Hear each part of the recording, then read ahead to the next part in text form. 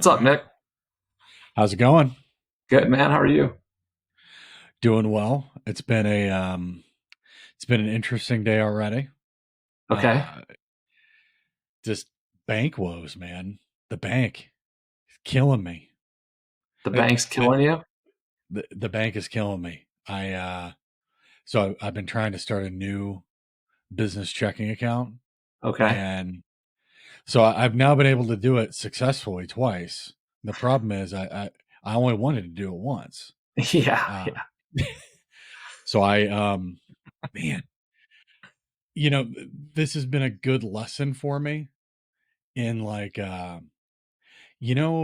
there's probably a saying around this, but like if if it feels like something's not going well at the very beginning of a relationship, like if you see some of those red flags, you should pay a lot of attention to those and Yeah. maybe hit pause.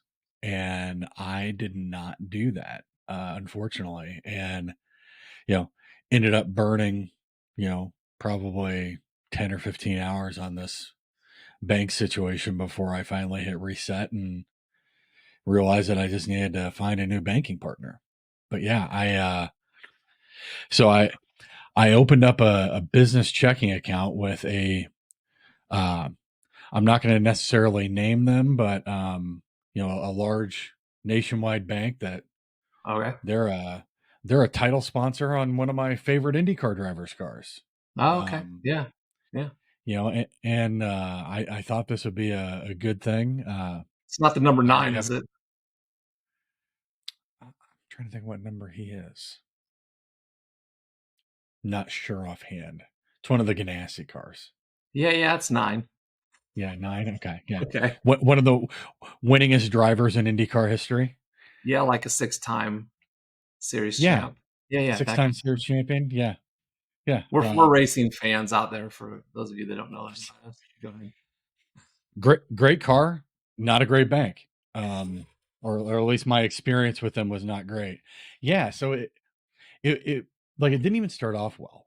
Um, I've got a couple partners in this business. We all live in different parts of the country, and we figured they would be a good bank to go with because they had like physical branch locations near where all of us live. Okay. And so we tried to open up the account online, and they started giving me a real hard time about my operating agreement. Yeah. I Um, was gonna ask you about this. Yeah, I knew where this was going, by the way. Been down this road yeah. before. So our operating agreement, I thought it was well written. Our attorney thought it was well written, and it defined that we're a member managed organization. Yeah. Um, but it had some roles, like our roles and responsibilities inside the operating agreement, because those are things that you want to clarify on the front end of starting a new business. To Who actually does run the what? business. Yeah, not just Yeah, pass administrative hurdle and a financial institution, but actually run the company. right. That's what an Yeah, operating agreement is there for. that's right. Um, so we gave them our official docu-signed operating agreement, and they came back and said, well, um, you know, LLCs don't have CEOs; they have members, which is not exactly true. And so like I should have hit the pause button right then, but I Yeah. didn't. And I ended up going through like 2 weeks of back and forth with these folks about this operating agreement before I finally had to get somebody from their legal team involved, Mm. who looked at it and immediately was like, "This is great. There's no issues with this. Proceed." And but everything just kept going downhill from there. Misrepresented some features of the account. Um, and then by the time we opened it, we found these things that we needed to do. Simple things like like sending an ACH to pay a contractor. Yeah. Um, we couldn't do without adding additional services, which of course had additional fees associated with them.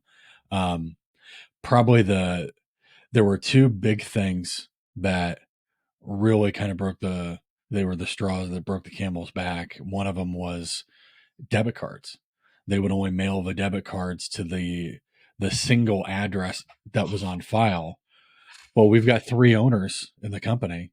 All three of us don't live like we don't live together. We like each other, Yeah. but not that much. Yeah. Yeah. Yeah. Um, Yeah. and to make matters even worse, the address for the business, no one is currently at. So it's Okay. one of the owner's addresses. He winters in a warmer state, Yeah. and it's currently, March, so he is in that warmer state, Hmm. and he just has mail forwarding set up from the other address. And so we have all three of our debit cards being mailed to the same address that no one is at. Mail forwarding has sent one of the debit cards, the one with his address or his name on it, to him, but Yeah. the other two are who knows where. And then things really kind of escalated when I went and checked my account balance, and it showed that we were negative, which didn't make any sense because we don't have checks and we don't have debit cards yet, so there's Right. no way for us to get money out of the account. How can we be negative? Yeah. Uh, so after waiting on hold for 40 minutes to talk to someone at their 800 number, they transferred me. By transferred, I mean they dumped me into the queue of the fraud department. uh, 30 more minutes of waiting to find out from that person that it's not fraud, but they couldn't tell me why my account is negative. Hmm. No idea. And the negative balance didn't even match like anything that we were doing. Yeah. And so, yeah, the whole thing just like every interaction with them was negative. Yeah. And it was a lesson that like I should have learned it a lot sooner than I did, but we were already kind of like we'd already done all the hard work, I thought, at this point of getting the account open. And I'm like, I don't want to cut bait on this yet. But when it seems like things aren't going well from the very beginning, like that's probably the point in time where you should stop and take a look around and kind of assess what you're doing and say, is this going to work or is it not? Because I dumped a bunch of time into this that, ultimately like the relationship was never going to work. They couldn't do the things that I needed them to do. They weren't flexible and the service wasn't what I expected. So yeah, Yeah. very, very strange experience. Uh, Happy ending. I opened up, another account with another bank that actually they wanted my business so much that they were willing to pay me $500 to open an account with There them. you go. Yeah. Um, we got everything done in 24 hours online. Mm. Uh, they sent the debit cards to our home addresses like we asked them to. Everything that we needed was perfect. So, shout out to I will name them. Shout out to U.S. Bank Okay. for for meeting our business banking needs. So Yeah. there's a There you free go. plug for you guys. So this kind of reminds me of something that I see happen a lot. And so when people are spending a lot of time doing something and they're not getting the results that they want, but they keep trying the same method over and over again. Hmm. The first question I typically ask, and a lot of this, if I just pick on one kind of, or if I just select one activity, and that's like searching for jobs. First thing I ask is how much is your time worth? And Hmm. very few people can articulate that to me.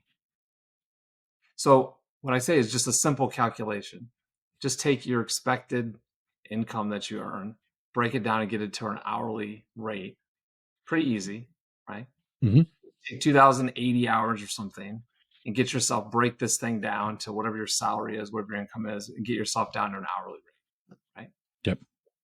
Then look at that number and then ask yourself, when you are involved in some of these seamlessly mind blowing, time wasting efforts of, for example, pursuing jobs and a nonstop applications for jobs you have no interest in, but you want to seem like you're productive, or you're doing something that's resulting in something that there's going to be a positive result on it, even though you don't have any interest in the job, but Hmm. you're showing activity and that somehow equates to productivity, which is somehow good. Look at the amount, calculate the amount of time you're actually spending. What is your time worth and how much time are you actually spending on these things? Yeah. And so I think if we just use those types of calculations to understand the value of that time, people would pull the plug much sooner on things that are wasted and wasted Hmm. efforts things. And or certainly they would look at maybe alternative ways to do something and say, well, maybe there's a better way to do this. What is the better way to do it? In some cases, it might be just to get a little bit more focused on what I'm trying to do. Maybe I'm going to focus on the types of jobs I'm actually interested in. If I'm not interested in consulting, why am I applying to consulting jobs? Right. If I can't envision myself being a consultant, then why am I applying for consultant jobs? Hmm. So sometimes it's just getting more over target. Other times it's looking and go, well, maybe I don't understand how to do something. And maybe there's value if I invest in working with somebody that can teach me how to do something, teach me how to fish, right? I can learn how to do it. And then from now going forward, I understand something I didn't know how to do before. So while yes, it might be a small investment to do something, when you compare it to the amount of time and money that you're wasting trying to learn it the hard way through trial and error, maybe sometimes the Hmm. quickest path from point A to point B is just have somebody teach you how to do it. Man, that is a lesson that I feel like I've had to learn it the hard way too many times, which means I probably haven't completely learned it yet. Uh, but I did do that in a positive way, actually. Also this week, so I've got a platform that like I've got a year subscription for it, and it's Okay. supposed to be able to like I I might make some folks mad here, but it's a little bit of it is, in my opinion, like AI vaporware that says Yeah. it'll use AI to like basically take these documents that I've created and Right. merge them in with their document templates and create like signable versions so I can send them out for signature for contracts and quotes and all sorts of stuff. Um, like in theory, it sounds amazing. In practice, I spent over an hour trying to get an existing document that I'd already created imported into their platform and get signature and date fields where I needed them Yeah. and then get it sent out for signature. And after spending almost an hour in this, I sat back and I'm like, I know how much my time's worth, and I know how much a year subscription to DocuSign costs. Yeah. Yeah. Yeah. And like I know DocuSign works, and the year's subscription costs an hour of my time, which I've just burned up. So Right. instead of burning another hour worth of my time, I'm going to go out and I'm going to sign up for DocuSign and I'm going to get this sent over to this guy today, which is exactly what I did. I spent, you know, a couple $100 on, on a year subscription for DocuSign and Right. sent it off to the guy. He had it signed and returned to me in 15 minutes and problem solved. Whereas I could have burned another 2 or 3 hours in this other platform trying to get it to work. Yeah. Instead I spent money on something that I knew would meet my needs and do what I needed it to do and moved on instead of Yeah. being stuck in the place that I was at. And that's the worst thing is like when you're trying to make progress on something and you get stuck like in the mud with technology or with some sort of functionality and you can't figure out how to make something work. Right. And before you know it, like you're turned off from doing this thing that you needed to do because of some, technology problem or a capability problem when you just go out and spend the money on something that works. And I used to be the guy that'd be like on a technology subscription. I used to be the guy. Oh, I'm going to save my 25%. I've evaluated it. Looks good. Let me just buy it. Let's go for the year. And then inevitably Yep. I've been burnt by then feeling like absolutely compelled to make it work. Yeah. And now I'm a try before I buy guy. I pay full freight for the subscription on month one, Yes. and then just pull the plug if I run into any resistance, and it just saves me so much time and hassle. you know? Yeah. My one exception to this rule, I paid for a year subscription for HoneyBook with I was under the impression it could do a certain thing for me. And then when I tried to integrate it with the technology to make that all work, it didn't work. And I was pulling out like I was pulling my hair out trying to get it to work. And I finally contacted them. I'm like, guys, I think I need to go in a different direction. I Yeah, know I paid you guys for a year subscription. Like, can I cancel and get a refund? And coincidentally, I actually got in touch with someone immediately. It's funny how fast they address like those account billing issues comparatively to technical support issues. yeah, yeah, Um, but they did, and they refunded me my money right away, canceled the subscription, and no, like they didn't give me a hard time about it. It was fantastic. So props to HoneyBook for that. The tech support aspect of things, like if we could have got that to work, then I yeah. may still still be using them today, but unfortunately, that didn't all work out the way I wanted it to. Yeah. Yeah, absolutely. Feeling stuck in your career? Like you're not reaching your full potential? At Greenbox U, we help you unlock the hidden potential within your career journey. Our Digital Foundations for Success course, combined with personalized coaching, equips you with the tools and strategies to discover, monetize, and apply your unique skills, knowledge, and experiences. Don't just meet expectations, exceed them. In the cybersecurity space and like the cybercrime world, like the technology that criminals have and just the ingenuity it's unbelievable. Like they always seem to be 2 or 3 steps ahead of law enforcement and in the security community. You know, like they don't have any rules that they're playing by. Right. Like they can do Exactly. whatever. Like they can be as creative as they want because there's no limit and there's no bound on what they can do. Um, Unfortunately, there's no limits on who they're willing to scam or extort either. You know, they don't really have a working moral compass in a Right. lot of cases. Which is Right. why you see like you know there was something here a few months ago. It was like a kids cancer research center that was being Mm, held ransom. So you guys you're like you hacked and held ransom a kids cancer research center. yeah. Like it doesn't get a lot lower than that. Um, but I mean, a lot of these ransomware gangs they're sponsored by like nation states like North Korea, or Right. Russia or China. Um, so they've got you know state backing from a funding and just an air cover standpoint. They can do pretty much whatever they want, and there's no extradition if they're actually caught.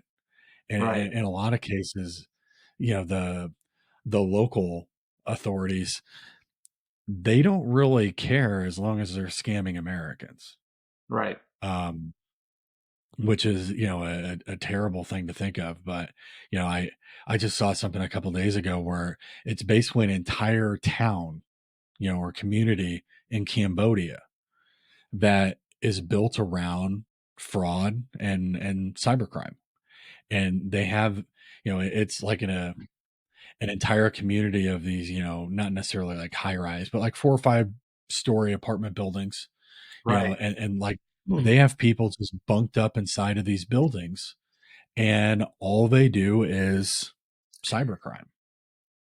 Oh, okay. All right. I don't know if you've ever seen this. Oh, go ahead. Sorry. No, no, It, no. it made, it made me think when you said that, it made me think of something I've seen. I don't know how I got down Yeah, that. We and I've talked about this before. When we start chasing down, we see information. We start down the rabbit hole of seeing where all this stuff goes. So somehow I got in this guy's YouTube channel, and I'm watching him. He goes out and he busts like people that do scams over the hmm phone, and he scams people. And he somehow figured out how to activate the camera on the computer on yeah, the other side on the other side of the call, hmm yep. I've and seen like videos like that before. sending the picture or the video back to the person that was trying to perpetrate the fraud on him of like, hey, I know who hmm you are. I'm watching this. And he had his like geolocated him and the Yeah. whole thing. And he just kept him on the phone with this. They were sending him off to CVS to get gift cards or whatever the scam was. He just kept messing with them. But while he's doing all this, he's turning that camera back on. And so he's watching the person who's perpetrating the crime on him. That whole thing hmm was fascinating. I just sat there and I was like, this is crazy to watch this. It is. And a lot of them, like they're in basically call centers. Like they've Yeah, built yeah, these like an entire call centers, and everyone that works there works is dedicated to scamming and defrauding people. yeah. And it's almost all in the United States. I mean, some of it happens in Europe as well, but you look at what the success rate is on things like this. It's not super high. Right. Um, but if your average payout is $1,000 and you have to talk to 500 people before you get that $1,000, like in a lot of these third world countries where this crime is happening, like that Yeah. $1,000 would be more than they make an entire year. Hmm. So, I mean, by all means, it's the juice is worth the squeeze. Um, Sure. it the sad part is there's like all the people that are participating in this, like they're not willing participants, and this is where you really have to have a little bit of empathy because some of these people have been trafficked Right. and Right. like they're doing this against their will. They may have been, political refugees from other countries, and we see a lot of this right now. In fact, this the story I saw about uh, the folks in Cambodia, that's a lot of what that was. Like Yeah. these people are refugees from other countries that have been torn by war or Mhm. famine, things like that, and they're trying to escape, and all of a sudden they end up being trafficked into these ransomware gangs and other sort of extortion plots, and they don't have an option. Like they Mhm. have to do this the same way as you see like sex trafficking and things like that. Like they're not there willingly. Um, Right. and they don't have an option as far as their participation in the crime. And so on one hand you want to look at these people like they're the scum of the earth, um, but it's not always them. Now they're handlers, the people that are organizing it, 100% the scum of the earth. They Right. they could, like, if I had you know the Thanos snap power, like I would snap them out of existence right Yeah. away. But some of the folks that are not necessarily employed, but actually the first line that are committing some of these scams and this cybercrime, they don't have another choice, which is very sad in itself. And you see that a lot, you know, not as much like in Eastern Europe, but you Mhm. see it a lot in the Middle East and Asia, Yeah. where there's a lot of folks that have been, basically trafficked into these communities, and they're basically being held against their will and being Yeah. made to commit these crimes. Yeah. It's awful. It is. It's so interesting that the more technology evolves and the more it's so integrated into almost every aspect of life that you're right. You said it a minute ago. Criminals are one step ahead of this or two multi steps ahead usually of this process, right? And because there's no moral Mhm. compass, there's no rules, there's nothing on that side that like somehow fences them in, right? In terms of just like kind of their own self-regulation against something that they Yeah. will just act with total impunity on every front. And this is why, Mhm. again, it makes me think back to, and I know we've talked about him before, but um, the Catch Me If You Can, is that what it's called? Frank Abagnale, Frank did you think? Abagnale. Yeah. Yep. And in that movie, right? In that movie, it was interesting. So back in the '60s, he's taking those little model planes and he's pulling the Pan Am stickers off of it and he's affixing them to the actual checks. And so when I watched that, I thought, wow, you couldn't do anything like that today. But then I read a quote from him. I don't know if it's accurate or not, but he said it's actually easier to commit fraud in some ways today than it even was back in the 1960s. Yeah. Not necessarily with checks, but just in general in terms of just conning people through fraudulent means. Have you ever heard anything Mhm. like that? Have you heard him say that, or do you have thoughts on that? Yeah, so I've read quotes similar to that from him before. So there's a guy, his name's Brett Johnson, Mm-hmm. um, who he served time, I believe, in federal prison for tax refund fraud, Mm-hmm. but that is still big business today. And tax refund fraud, uh, the federal government gets defrauded out of billions of dollars every year Mm-hmm. in fraudulent tax returns. And sometimes that directly impacts people. Sometimes it doesn't necessarily directly impact them, particularly if they've been, like if they're deceased or something like that. But there are a lot of people who get their entire tax returns stolen, um, simply because we don't have very good checks and balances in place to combat it. Yeah. Um, and yeah, I mean, there's a lot of cybercrime that I would say, or just a lot of fraud in general, that's a lot easier being perpetrated through cybercrime than it would Mm-hmm. be in person. Because you can play the numbers game, you can automate things, Sure. um, and and you don't necessarily have to look someone in the eye while you're committing the crime. That's You know, right. it's a lot more impersonal. And you can execute it from all the way across the world. That's a conversation that I have with a lot of like small business owners when Hmm. they, you know, like they have this opinion that because I'm a small business, this can't happen to me. And like as soon as you bring a computer into your place of business and connect that thing to the internet, you've now connected to the entire world. The Like from a portal's open. physical, Yeah. it is Yeah. like you've opened it. Pandora's box is open. And so you think about like from a physical security standpoint, if someone wants to break into your building and steal the things that are inside of it, like they have to be there. Right. Like they have to be standing in front of your front door, or or behind your building, or however they're going to break in. But they, from a proximity standpoint, like they have to be right there with you. On the internet, they can be anywhere in the world. They can commit the cybercrime from from 2 continents away, Well, and it's totally changed the game. yeah, and the thing about it is, and I think you mentioned this, reference automation. So with the crime that you commit, when somebody commits a crime in person, they can only physically be in one place at one time. But cybercrime is completely different. And through automation, you can be 100 places at the same time in essence, right? Yes, yes. I wrote an article about this, a blog article about it on my website the other day. But this happened, I believe, at the end of 2023 in the UK. I'm not going to remember the name of the company. It was Knights of something, but they were a transportation and logistics company. They've been in Okay. business for 158 years. I Okay. remember that. And they had an employee who had credentials leaked online. Mhm. Um, Mostly, it was like their login ID and their password. I don't know if the password was current or not, but um, it got leaked online, and I mean that's basically just blood in the water. Like Right. now, people know, like, hey, I know what your naming convention is for your login credentials.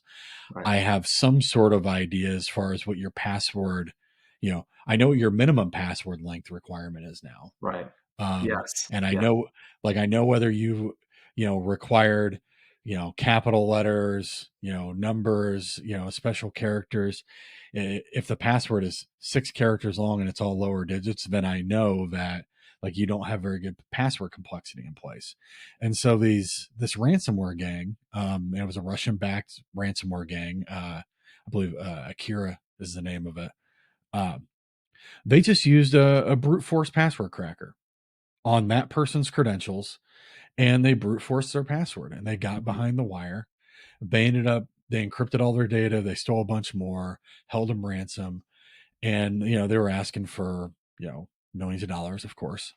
Mhm. Again, this company had been in business for 158 years, and they didn't survive a ransomware attack. They Yeah. survived COVID in the physical transfer, in the transportation and logistics industry. They were able to survive COVID, but they couldn't survive this. And they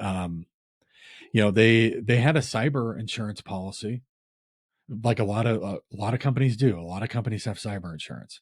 It was Right. $1 million policy.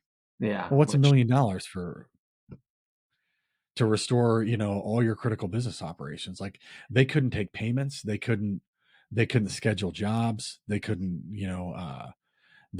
coordinate transport. Their entire transportation right. management system was down. And yeah, they ended up going out of business. Yeah. uh Almost 1,000 people lost their jobs. And you know again, like, this was a simple thing. Like, the entire crux of the issue was credentials got leaked on the dark web. The bad actors could see that the password requirements weren't stringent enough you know for them to really have a difficult time getting inside the wire, and they automated, basically just trying one password after the next, after the next, after the next, using this brute force attack. And they were able to get in, and it was game over for this company. They're out of business now. So, Nick, with the different cybersecurity certifications you possess, can you associate one of them with expertise you gained or validated with that certification against this topic that you just talked about or that we're talking about right now? um Probably some of the more hands-on ones. So I've got a certification. It's through CompTIA. It's called CYSA Plus. It's cybersecurity analyst. Um, and I had to go through and actually, build some of these types of attacks and do some offensive security uh, for that certification. I Mhm. would say that one's probably, from a hands-on standpoint, taught me Yeah, the most there.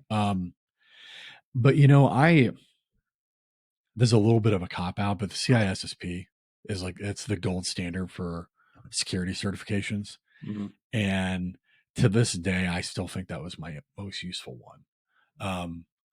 People will say that CISSP is a generalist certification, which it kind of is. Yeah, I would I would say that it's I heard this term when I was studying for it, and I couldn't agree more. It's a mile wide and an inch deep. Like yeah. you have to know a little bit about everything. You don't have to know everything about everything, but you at least have to know enough about everything to be able to make informed decisions if you're going to pass the exam. It's interesting because I've coached a number of CISSP certified individuals. And really, what we put our focus on is how to take the certification and the breadth and the comprehensive nature of the certification and make it universally applicable and appreciated for people that these individuals are talking to. So whether they're going someplace to become an employee or currently working someplace as an employee or starting their own business or running their own business with products and services, this always gets back to the same thing, which is you have to take the experiences that you get. That credential is a validation of knowledge across a body of knowledge, right? It's a certification across the Mhm. body of knowledge. It demonstrates expertise. Tell me if you disagree with this. Oh, The I trick 100% agree. the trick is to make it meaningful for other people who don't share the credential or the experience in getting the certification. You have to make it universally applicable and universally appreciated by other people so that they really understand it, or they lose the meaning of it. It becomes a checkbox Mhm. kind of an issue. So when I talk to Yeah. certain people, I go, I'm in the cybersecurity field. I need to get my CISSP because it'll help me get a job. And so the conversation then turns to, are you treating this as a checkbox kind of a certification, meaning that you just want to check a box that you have it because you believe it keeps you alive longer in the candidate selection process from being vetted out? Hmm. Which is true, it can. But are you also willing to try to understand how to make this universally applicable and appreciated by other people that don't have the credential or don't quite understand what it is? And so that you turn this into solving business problems or solving challenges that the people have, and that you're demonstrating your knowledge in a way that they see the value of it. Any Hmm. thoughts about that? Yeah, I mean, I definitely agree. There, CISSP, I think you see this on job descriptions or as Mhm. requirements probably more often than you should. Right. Because first off, just to be clear, like you have to have 5 years of experience in the Yep. field to to be able to earn a CISSP. So Right. unless you can validate 5 years of experience working in security or something security adjacent, you're not eligible to get the certification anyway. And Right. so you see some of these job descriptions that it's entry level positions that require a CISSP, like they don't understand what it is. No, it's a Um, joke. Yeah. It's a vetting yeah, criteria by people who don't it is understand what it really means. Let's be honest. 100%. Yeah. But beyond that, once you've earned it, Mhm. at that point, you know, you without question know enough to be dangerous about most things. And you should be able to sit in most conversations and understand what's going on. Right. You may not be like, I'm not the most technical person on earth, and that may be an understatement. Um, but I'm not. If you, I've probably used this joke before, but like if you told me that I had to like spend my time pouring through logs as a SOC analyst to get started in security, then I'd Right. be mowing lawns right now. Like I would have never got started in this industry. Um, but once you earn like a certification like the CISSP, you know enough to be in those conversations and hopefully ask the right questions. That's also that was one of the strong things that I kind of took away from the exam itself was the exam test your ability to read questions and understand what the problem real like Mhm. what is the problem here? What are Right. you trying to do? What are you trying to solve? Um, when I was studying for it, one of the things that someone suggested was look at because it's multiple choice, look at the answers and ask yourself which one mitigates the most risk. Mm, Maybe not necessarily the one that you want to do, but like which one mitigates the most risk based on the context of the question, because you really need to look at it through the lens of a security leader. right. The entire time you're taking the exam, you have to say to yourself, like, I'm the CISO. So what should I do to mitigate the most risk here? And those are your choices. The other thing that so I think this is super important for almost every certification exam, but it was very important for the CISSP. I had a friend of mine, former colleague at another company, who's from India. English is his second language, but he is, I mean, it's probably more articulate than I am when it comes to speaking English. Like, he's phenomenal. Um, but I was talking to him about studying for the CISSP, and he said, "Hey, one of the things to remember is all the questions for this exam may not have been written in your native language, Mm, because they proctor the CISSP in 5 or 6 different right. languages." Right. And I had never considered that before. And he said, "Well, I think about that every single time I take one of these exams, that it probably wasn't written in my native language. It's Right. written in a language I understand, but like I have to go through and make sure that I've read the question very thoroughly more than once to make sure I really understand what it's trying to ask." And that was the best tip I've ever received on any certification exam. Is like, I wrote down when I went in to take that test, because like they don't let you bring in anything with you, but you get a basically a like a laminate piece Right. of paper, like a dry erase marker, Yeah. and I wrote down instructions for myself on how to take the exam. And one of the things was read every question twice, read every answer twice, do not proceed until you've done that. And even for the questions where I read it and I immediately, like, in my head, I'm like, I know the answer to that. And you go and you click it and you want to hit next. I stopped myself Hmm. and pulled back and read the question again to make sure I really, really understood what it was asking. And there were multiple occasions where on that second read, particularly after I read all the responses twice, that I realized that I had missed one word, or I was going through too quickly, Right. and I changed my answer. Um, Not to brag, I'm I'm definitely, like, I'm not one to ever brag about this thing or this type of thing, but um, that mentality and that methodology was extremely successful for me. The way the CISSP exam works, I'm probably not remembering all the rules correctly, but I think 125 to 175 questions, and it's a like the exam changes as you go through it. There's, I think, 7 different domains. You have to be able to demonstrate proficiency in every single domain. Right. And if you haven't demonstrated the proficiency in all 7 by the time you get to 125 questions, the test just keeps going, and all the way up to, I think, up to 175 questions. And if you still haven't demonstrated proficiency in all the domains by 175 questions, you fail. Um, I passed right at 125. Nice. So my method worked, or at least in the context of what I was trying to do. Yeah, I'm a little bit biased because I've kind of had a unique relationship with people with CISSPs. When I was in corporate environments, I had a number of them working, reporting to me. And so we were solving problems in environments where their expertise, that what I learned in those situations was the value of the certification, but more importantly, the ability that people needed to have to be able to share their knowledge with other people that didn't possess the certification to demonstrate the knowledge and show how it was applicable. So it ultimately influenced my coaching process for when I work with people with that CISSP, just as an example. The other scenario is I had the opportunity to hire a number of these CISSP certified individuals for my own business because we had cybersecurity services and we did some other things. And so, again, same situation, the ability to talk to customers, the ability to talk to me, to be able to take the knowledge that you possess and have validated through a certification The real value of it becomes how can you share it with other people in a way that they understand? Because most people aren't walking around with this credential. They don't have this deep enough understanding, even if it's just an inch deep, right? They don't possess it. So to possess it and be able to make it real for other people and applicable, again, that's kind of where I go back to universally applicable and universally appreciated, right? Those are the key Yeah. things. With any certification, this just happens to be one of them.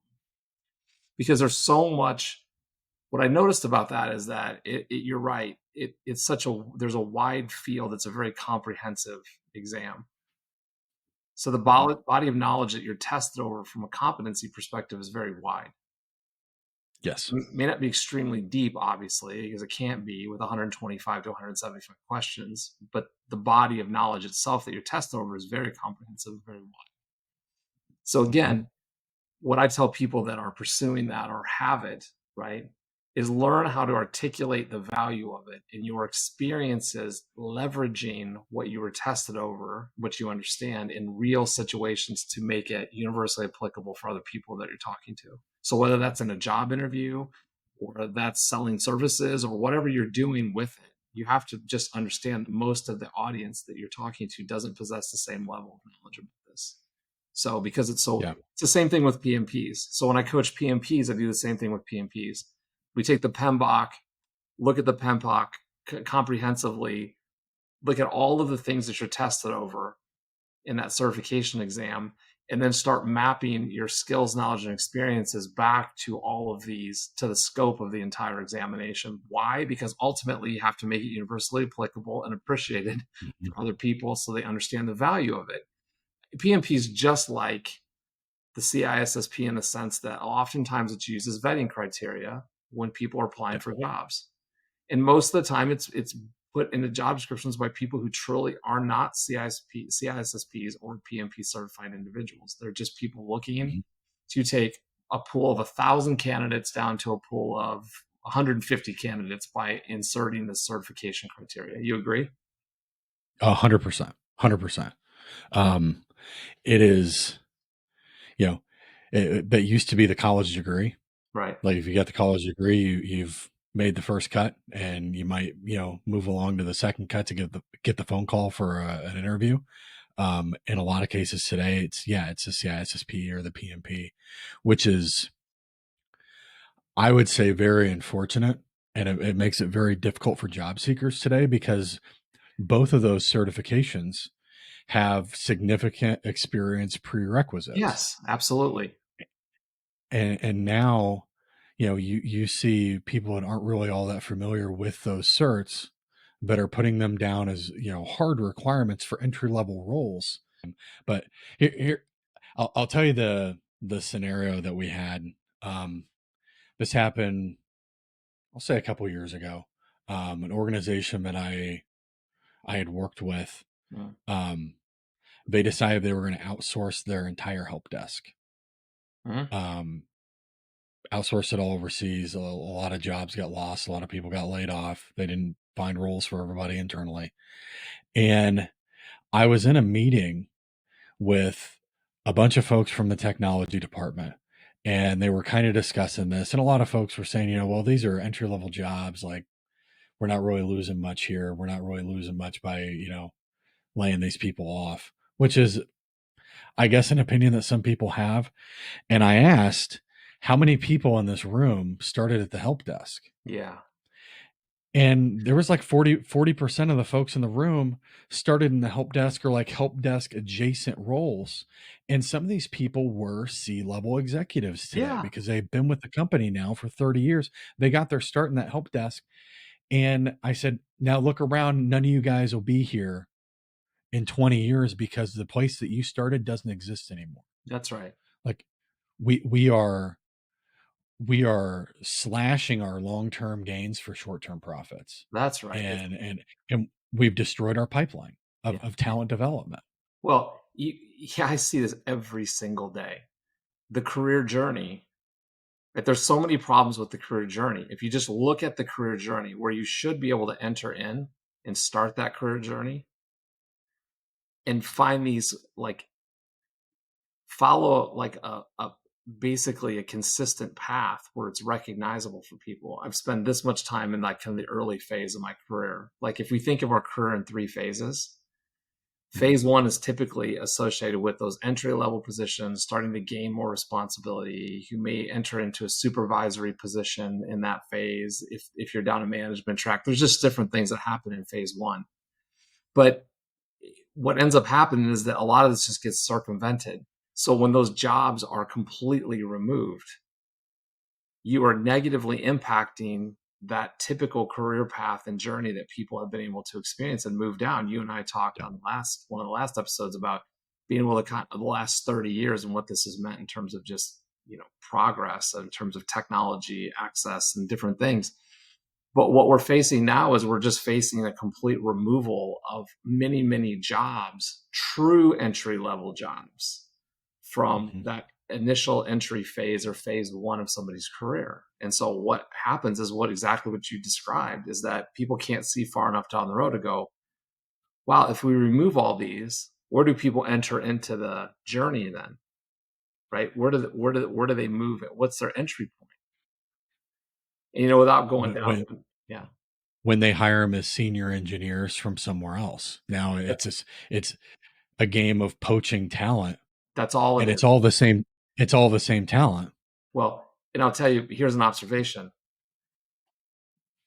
Okay, so here's what ends up happening. Just take your local metropolitan area. I've seen this.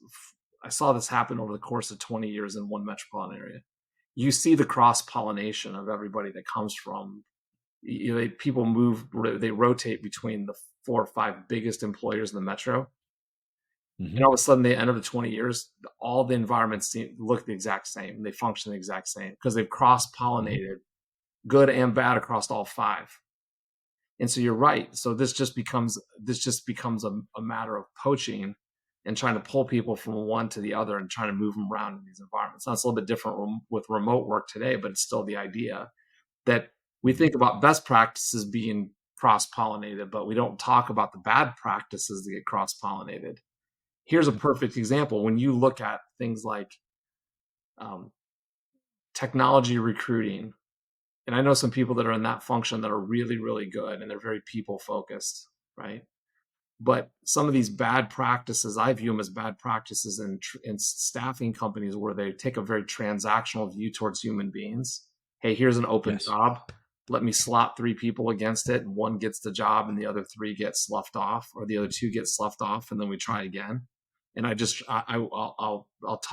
follow up with these people in 6 months when I want something from them again. And it's very transactional. What Yes. I've seen over time is people leave those environments where they're recruiters, talent management or talent acquisition individuals specifically, and then they move inside corporate environments where now all of a sudden they're in talent acquisition roles inside corporate environments. And guess what? They've cross pollinated all the bad Yes. practices with this transactional mindset. Now they infiltrated corporate talent acquisition environments. And so now they're Mhm. churning through candidates like they would in a staffing company or third party recruiting environment. They're perpetrating those same bad practices, in my estimation, bad practices inside of corporate environments in the hiring process. So Yeah. this cross pollination works. And it's very detrimental to people and in their lives. That, quite frankly.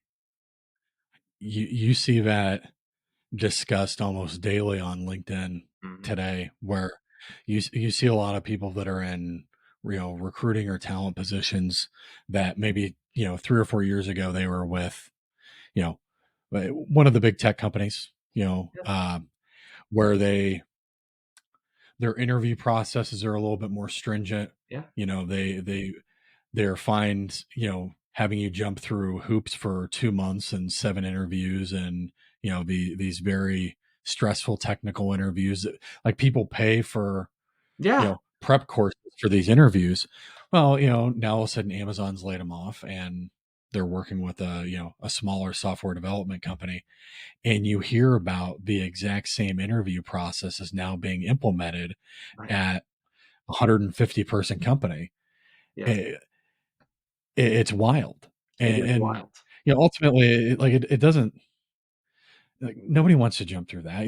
The only people who are willing to do that are either people that, like, they're desperate for a job. Mhm.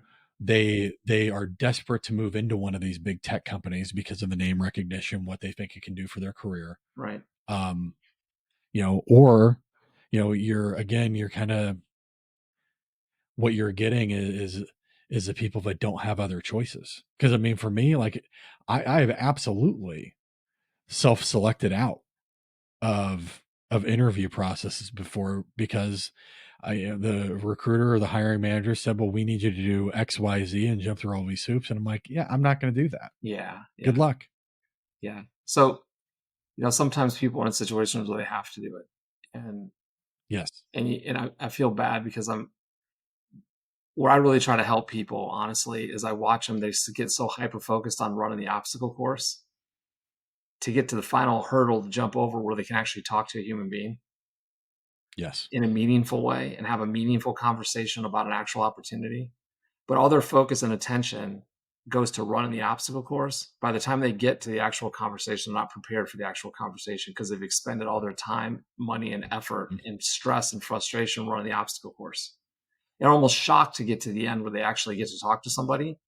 And they're oftentimes ill prepared to actually have that conversation. So, one of the biggest things I do when I talk to people and I'm working with them is, well, we have to focus on being efficient to get through this initial part of the process. We can never take our eye off of the ultimate prize, which is being prepared to have conversations with actual decision makers about the actual opportunity. It's so easy to get waylaid in this process. It's very confusing. It's very frustrating. I used to work in the collection industry a Yeah. lifetime ago, and I'd see this with bill collectors that they would spend all day, you know, just dialing phone numbers, Dialing for waiting dollars. to, Yeah. dialing for dollars. And I'm just going to sit here and I'm going to keep dialing and keep pressing this button all day long. And then when somebody actually picks up the phone, they about fall out of their seat Yeah. Be- because their activity is solely focused around, you know, dial number, notate account, dial number, notate account, that obstacle course that, yeah, when they actually get somebody on the phone, they're not prepared to have the conversation. Well, I've actually said this to people before, just to kind of challenge the thinking, right? Is it sounds like you become a professional job seeker.